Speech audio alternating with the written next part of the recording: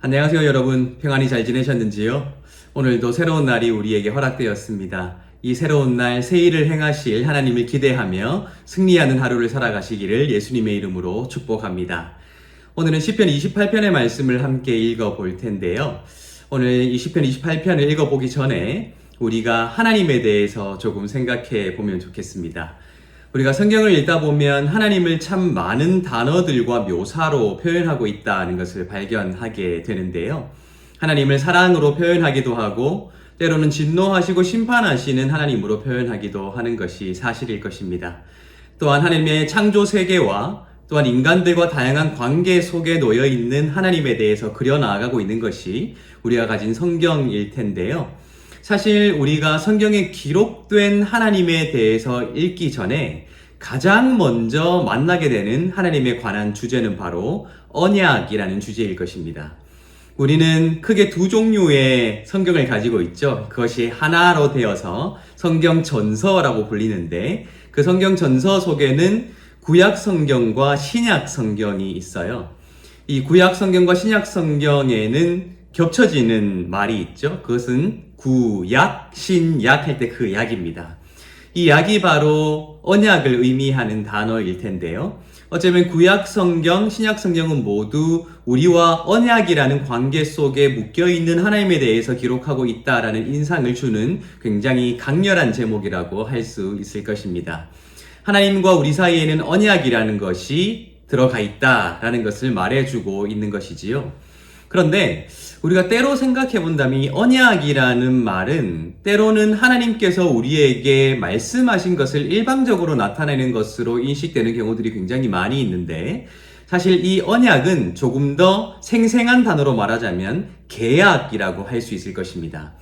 우리는 일상생활을 살아가면서 참 많은 사람들과 계약을 맺으며 살아가고 있습니다. 이 계약에는 권리가 있고 의무가 있죠. 이 계약의 두 당사자들이 반드시 지켜야 하는 의무가 있고 그 의무가 지켜질 때에 누릴 수 있는 권리들이 각각 주어진다라는 것입니다. 만약 그 의무가 지켜지지 않으면 그 권리가 박탈되기 때문에 그 의무를 지키지 않은 사람이 그 의무를 지킨 사람에게 모든 권리를 양도해야 하는 그러한 상황들이 발생하게 되는 것이 이 계약이라는 것이죠. 사실 성경에 기록되어 있는 이 계약이라는 말은 베리트라는 말인데요. 이것은 상호 계약의 두 당사자가 권리와 또한 의무를 나눠 가지는 약속의 행위를 의미하는 것입니다. 자, 만약 구약 성경도 신약 성경도 이 언약이라는 단어를 통해 하나님과 우리 사이를 묘사하고 있다면 그것이 계약이라면 말입니다. 우리가 하나님께 행해야 할 의무가 있고 하나님이 우리에게 행해야 할 의무가 있다는 것을 말하는 것이겠죠. 또한 우리가 하나님으로부터 받아 누릴 권리가 있고 하나님이 우리로부터 받아 누리실 권리가 있다라는 것을 의미하는 것이 바로 하나님과 우리 사이에 있는 계약, 즉 언약이라는 것입니다. 그런 관점에서 생각해 보면 우리가 하나님께 올려드릴 수 있는 권리는 무엇일까요? 그것은 창조자이시자 우리의 아버지이시며 온 우주를 통치하시는 분으로서 그에 합당한 영광을 올려드리는 것이라 할 수 있을 것입니다. 반대로 우리가 누릴 수 있는 권리는 무엇인가요?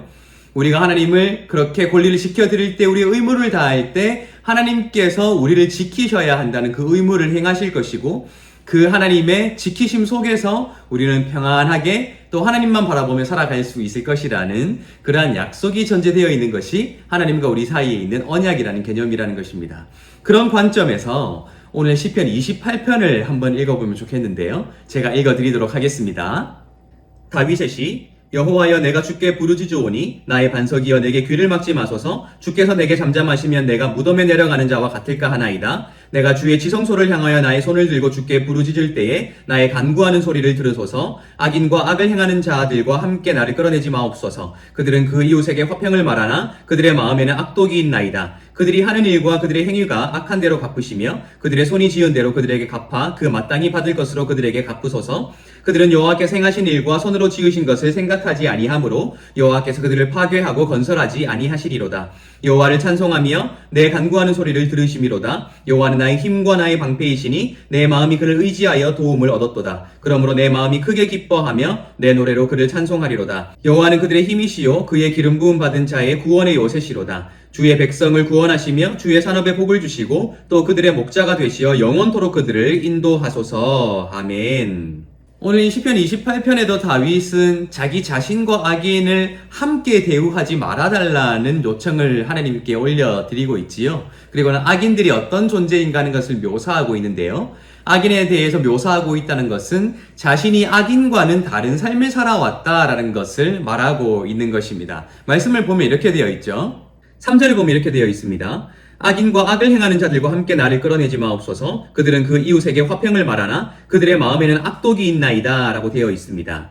4절과 5절에도 이렇게 되어 있습니다. 그들이 하는 일과 그들의 행위가 악한 대로 갚으시며 그들의 손이 지은 대로 그들에게 갚아 그 마땅히 받을 것으로 그들에게 갚으소서. 그들은 여호와께서 행하신 일과 손으로 지으신 것을 생각하지 아니하므로 여호와께서 그들을 파괴하고 건설하지 아니하시리로다 라고 되어 있어요. 그들이 이웃에게 화평을 말하고 있지만 마음속에는 악독이 가득하다. 그리고 여호와께서 지으신 것을 생각하지 아니하는 자들이 바로 악인이다라는 이 표현 이면에는 자신은 그들과 같지 않은 삶을 살았다라는 이 다윗의 간절한 호소가 들어가 있다라는 것입니다.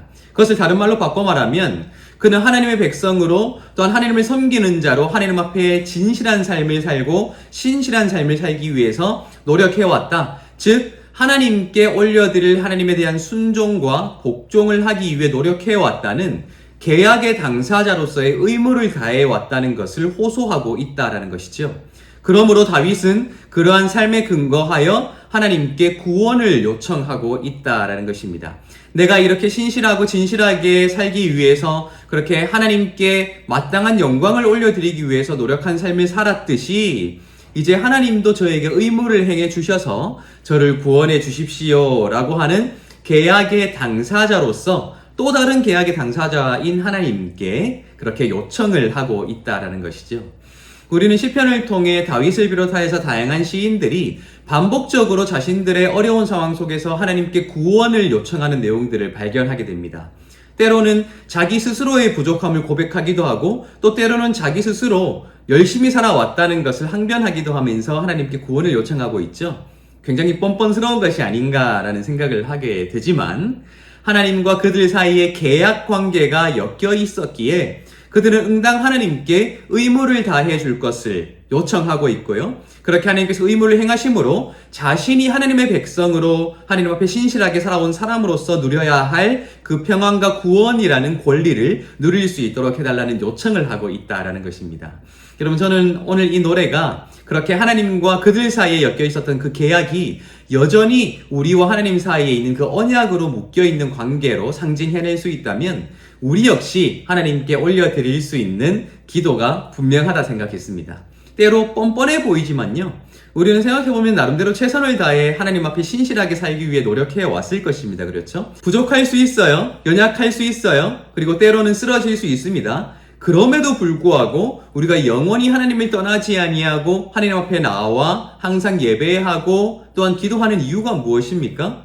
그것은 그럼에도 불구하고 하나님 앞에 온전히 서고자 하는 우리의 마음의 순전함과 신실함을 하나님 앞에 고백하기 위해서다라는 것입니다. 하나님을 섬겨야 하는 이 계약관계 속에서 우리는 의무를 다하기 위해 최선을 다하고 있다는 것이죠. 그렇다면 우리의 기도가 계약의 또 다른 당사자인 하나님 앞에 조금 더 뻔뻔해질 필요도 있다라는 것입니다.